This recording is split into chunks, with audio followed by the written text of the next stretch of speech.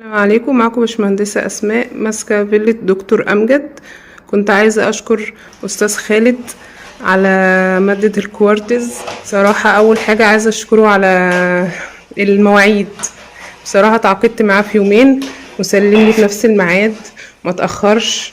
لحمات الحاجة كويسة جدا، بصراحة شغله حلو جدا. وبأكد كمان على المواعيد، بصراحة مفيش صنايعي دلوقتي تكلموا على حاجة وتتفق معاه ويظبط معاه في المواعيد. المطبخ اهو كله، صراحة شغله رائع. بحب اشكره مرة تانية، والدكتور طبعا بيشكره. بسم الله الرحمن الرحيم. السلام عليكم. أنا الدكتور أمجد، استشاري لأمراض البطن والكلى. الحقيقة أنا كنت تعاملت مع الأستاذ خالد بخصوص الكوارتز احنا فكرنا فيه حاولنا نبحث أنا والمدام، لقينا أفضل حد كان الأستاذ خالد. الصراحة لما تعاملت معاه حاجة في منتهى الأمانة، في منتهى الذوق. المنتج تبعه كان جميل جدا من حيث المتانة والبوليشنج. لما اتعمل كان حاجة مظبوطة جدا. الحقيقة هو كتير كلمنا وكتير كان حكى معانا عن ازاي ننظف، ازاي نعتني بيه.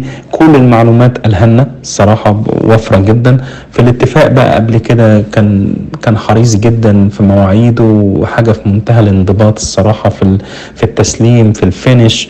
انا عملت معاه طبعا الحمد لله، الكيتشن عندي كان كبير.